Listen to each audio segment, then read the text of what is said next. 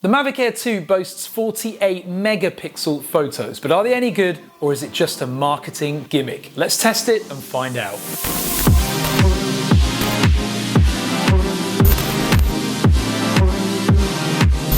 Hi, I'm Ash from DroningON, and 48 megapixels equates to 6,000 by 8,000 pixels. That's a lot of pixels, but it's only worthwhile if the camera is capable. Now, the Mavic Air 2 boasted 48 megapixel right from the outset as part of its key marketing materials, but I'm yet to see a really good test as to whether or not this feature is viable. The Mavic Air 2 has just a half-inch sensor, which I say just, it's still big for a drone, but it's not the inch sensor. And therefore, no matter how many megapixels it might have, those photos are only going to be as good as the glass inside there. There's only one real way to test this. We're going to take it out now and have a look. Then we're going to dive straight into Photoshop and we're going to look in detail at the photos that it captures and compare regular photos to 48 megapixel photos. Comment right now on the video as to whether you think 48 megapixels will be better or the same. Anyway, let's get the drone in the air and capture some photos. So off we go, and what we're going to do is a very, very basic test here. We're just going to get the drone up in the sky, and we're going to take a few photos of some nice scenery, like the scenery you can see here. Isn't that pretty? Just to show how beautiful it is, there's some video of a very slow pan, and it's a really, really pretty skyline tonight. I'm going to orientate the drone there because we've got some nice skylight. Look, I can tilt my gimbal up. Isn't that brilliant?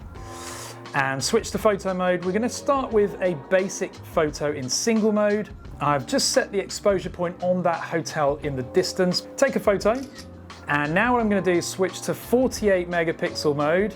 Sounds crazy when I say that. I'm not going to change the exposure point, and I'm now going to take another photo like that. Now, when you do take 48 megapixel photos, it takes a little bit longer before you can take the next photo. I'm guessing that's simply because of the size of that photo, so it takes a little bit longer to save. Right, so that's that one. So now what we're going to do is take one of this rather unusual looking building here. It's a really, really strange one, but there's lots of different colors and elements to this, so it'll be a nice test. So I'm going to position the drone there, and I'm going to focus on the very middle of that in terms of exposure by just pressing the screen. And now we're going to take, first of all, again, a normal photo like that. And next we're going to take a 48 megapixel photo. Again, focus on the middle of the screen and capture. Let's just take one more actually. So let's take one now of the horizon over here. In fact, you see the bridge in the very distance over there? Let's see if we can take one of that. So I'll set that exposure point. We'll take a regular photo first, like that. And now we'll switch to 48 megapixel mode and take another. So we've taken our photos. What we'll do is fly the drone back now, land it, and we'll go straight into Photoshop and take a closer look at these photos. So the seagulls are incredibly loud today, but what I'm going to do is first of all open up the first two photos that we took, and to simplify this comparison, I'm going to tile them vertically. So tile all vertically. There we go. On our left-hand side, we've got the regular photo. On our right-hand side, we've got the 48 megapixel photo. So let's see which is best. Now, I think the first thing that's worth noting is that at a glance, looking at it right now, the two look very similar, don't they? Although I do notice that the 48 megapixel photos have a different exposure. So the highlights and the shadows are very different. I took them both literally one after the next, and so why they're different I do not know, but maybe the 48 megapixel version has a slightly different way of capturing the photos, which causes the shadows, the exposure and the highlights to be slightly different. Regardless, let's have a look. So the first thing I'll do, let's zoom into this little sign on the building here, which is quite close to the camera, but it's a good way, a good start at least, to see what the detail looks like. On the right hand side, we've got the 48 megapixel version. We'll zoom into the same sign and look at that. What a difference. On the left hand side, the pixels are very, very obvious, and we can't read that text at all. Whereas on the right hand side, we can't quite read the text in the middle here, but we can definitely say that that says Magnolia and Slato there. Massive, massive difference. That's a really good first comparison, and it gives us a big, big first impression of 48 megapixels that's actually really quite impressive. We'll zoom back out of that photo now, right back out, and what we'll then do is zoom back out on the right hand side as well, and we'll have a look at something a little bit more in the distance. So first of all, let's zoom out to the hotel that we can see in the horizon there, and let's see what detail we've got on that hotel. So we'll move over to the right, sorry, the left. So we'll move over to the left and zoom into the lower portion of that hotel, which is quite far in the distance. Not bad detail, and it's quite sharp. Considering this is a drone flying in the air, moving whilst we're capturing the photo, that's not too bad at all. We'll zoom into the same piece of that hotel on the right-hand side, and again, look at the difference there, comparing them left and right. We can zoom in a little bit closer. Loads more detail. You can see the logo there. You can see that we're not really experiencing much pixelation here on the right-hand side, whereas in the non-48 megapixel version, we can definitely see pixels. So quite a difference. Let's go on to the next photo. So the next two photos are that really unusual looking building. We'll do exactly the same again. We're going to tile the two photos vertically so that we can see them side by side.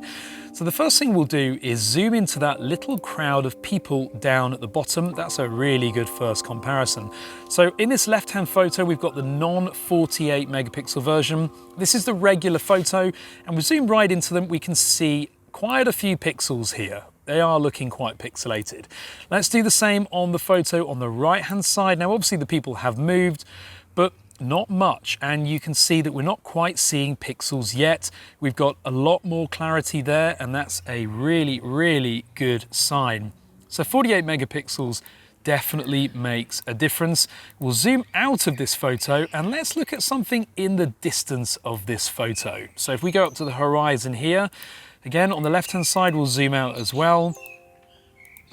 And we'll look up to the horizon. Let's see what we can see here. So I think what we'll do, nice comparison now, will be to zoom into this building in the distance here. So on the left-hand side, loads of pixels. This object is quite far in the distance compared to the right-hand side. And once again, loads more detail. You can see again, the left-hand side is very pixelated, the right-hand side is not. And if we zoom into these windows here, and again on the left-hand side, you can see on the left-hand side, they are literally just pixelated blobs. We've got no detail at all. But on the right-hand side, okay, we can see pixels, but at least we've got way more detail than we do on the left-hand side. Once again, a really good win for the 48 megapixel version. We've got one more photo comparison here. Let's open that now. Now you may recognize the object in the distance here. It's the very famous Oresund Bridge, which was featured in the crime series, The Bridge, which was absolutely brilliant. If you haven't seen it, go and watch it. We're not going to bother with the close-up stuff because we've already done that kind of comparison. We're going to go straight for the bridge. So on the left-hand side, the non-48 megapixel version, and on the right-hand side, we've got the 48 megapixel version. We'll go for the same zoom. Again, on the right-hand side, you can see loads more detail, much more crispness in that bridge. And if we go for these middle towers here, like that, now we're seeing pixels, but I guarantee when we do the same on the left-hand side, we're seeing a lot more pixels there. So yet again, another win for the 48 megapixel photo. Really, really impressive. So there we go, 48 megapixel photos are better than regular photos with better detail, clarity and precision.